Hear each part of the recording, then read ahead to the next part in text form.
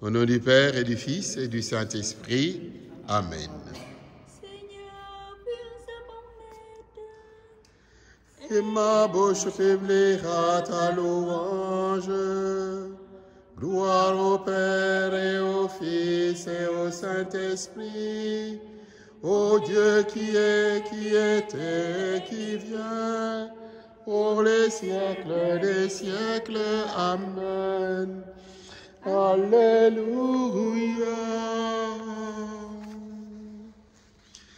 Quand s'éveilleront nos cœurs à la voix du Dieu vivant, nous retrouverons la source du bonheur.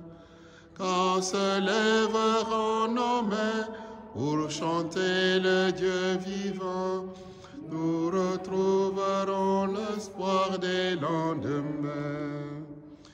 Il saura briser nos armes, il saura changer nos cœurs. Il viendra chercher nos larmes, il viendra chasser nos peurs. Quand s'éveilleront nos cœurs à la voix du Dieu vivant, nous retrouverons la source du bonheur. Quand se lèveront nos mains pour chanter le Dieu vivant, nous retrouverons l'espoir des lendemains. La volonté de salut de Dieu Père est allée jusqu'à nous en voyant le Fils éternel. L'avant nous prépare à l'accueillir comme il se doit dans l'humilité de notre condition humaine qu'il va devoir épouser, accepter le péché. Écoutons maintenant Matthieu. Évangile de Jésus-Christ selon saint Matthieu. Alléluia, Alléluia, Alléluia, Alléluia, Alléluia, Alléluia, Alléluia, Alléluia. Écoutons à présent l'évangile de Jésus-Christ selon saint Matthieu, chapitre 7, versets 21 à 27. En ce temps-là, Jésus disait à ses disciples, ce n'est pas en me disant, Seigneur, Seigneur, qu'on entrera dans le royaume des cieux, mais c'est en faisant la volonté de mon Père qui est aux cieux. Ainsi, celui qui entend les paroles que je dis là et les met en pratique est comparable à un homme prévoyant qui a construit sa maison sur le roc. La pluie est tombée, les torrents ont dévalé, les vents ont soufflé et se sont abattus sur cette maison. La maison ne s'est pas écroulée car elle était fondée sur le roc. Et celui qui entend de moi ces paroles sans les mettre en pratique est comparable à un homme insensé qui a construit sa maison sur le sable. La pluie est tombée, les torrents ont dévalé, les vents ont soufflé, ils sont venus battre cette maison. La maison s'est écroulée et son écroulement a été complet. Quand s'éveilleront nos cœurs à la voix du Dieu vivant, nous retrouverons la source du bonheur. Quand se lèveront nos mains pour chanter le Dieu vivant, nous retrouverons l'espoir des lendemains.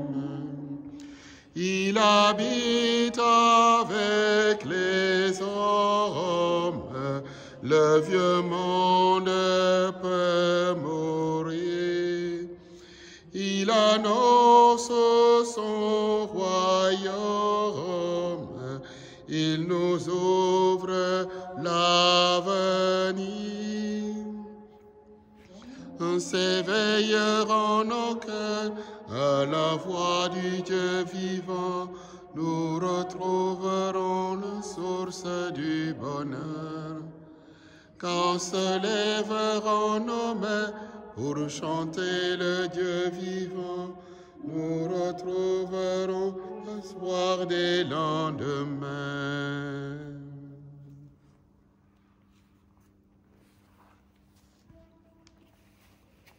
Peut-on comparer une vie humaine à une maison? Voilà ce que Jésus a osé dans cet évangile que nous venons d'entendre. Une maison, en effet, il faut vouloir la bâtir, en faire une œuvre de beauté, en être fier, lui fixer un cadre de sécurité. Et au premier chef, lui choisir des bases et une fondation qui résistent aux intempéries, aux catastrophes, autant que faire se peut, et lui octroyer une assurance. À l'homme, Dieu laisse le choix du terrain de sa construction, sur le sable ou sur le roc. Si les conditions semblent défavorables dans un cas, assurant pourtant un certain avenir, de l'autre, les facilités de fondation entament déjà sa survie. L'enseignement de Jésus semble bien radical. Qui ne construit librement sur lui s'en va à sa perte, car sa fragilité est le motif de son prochain écroulement. Aucun visage ne tiendra sans ses fondements sur le roc qu'est Dieu.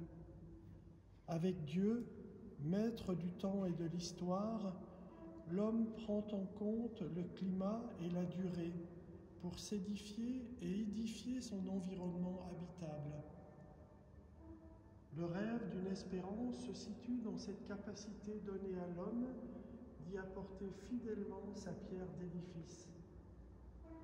En cela, se consolide un avenir où les généreux bâtisseurs opèrent dans l'authenticité d'une confiance à mériter qui fait oser des chemins violents de confiance en soi parce que perçus de leur Dieu.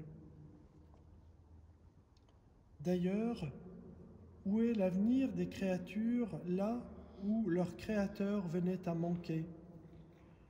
Où sont les lendemains d'un enfant là où il fait taire un héritage? Dieu nous appelle à élargir notre champ de vision, au-delà de la réalisation personnelle, ce qui peut tourner à un égoïsme, terrain où Dieu est sans nul doute absent. Quand Dieu est rempart et rocher, plus rien ne peut ébranler nos bâtisses, ni nous-mêmes.